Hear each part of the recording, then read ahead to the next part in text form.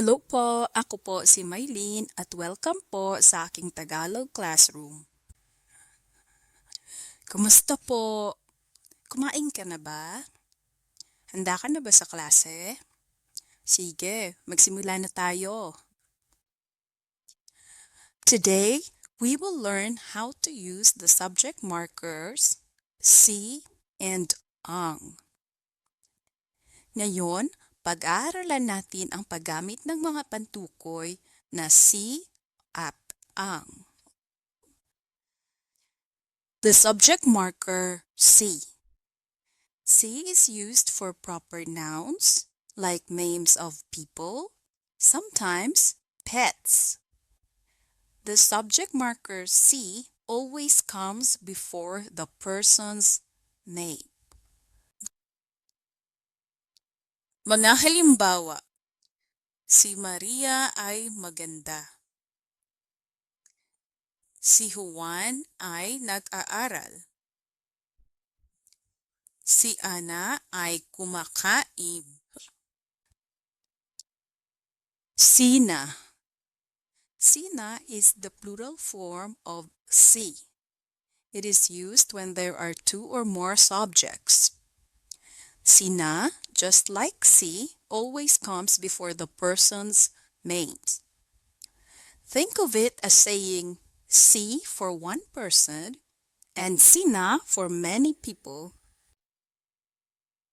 Mga halimbawa, sina Maria at Ana ay magkaibigan.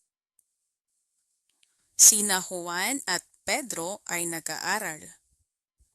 Sina Liza at Mila ay kumakain.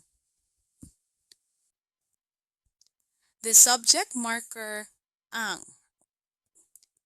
Ang is used for common nouns like objects, places, or concepts. The subject marker ang comes before the object or thing. Mga halimbawa, ang aso ay tumatakbo. Ang paaralan ay malapit sa simbahan. Ang pag-ibig ay mahalaga. Ang mga.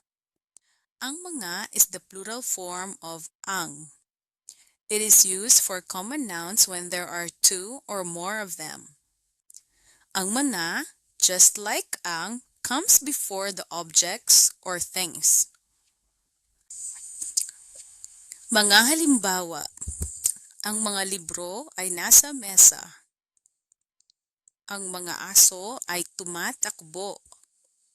Ang mga estudyante ay nag-aaral. Naintindihan niyo po ba? Malinaw po ba? Hanggang sa susunod ha, magkita-kita po tayo uli. Mag-ingat po kayo. Paalam!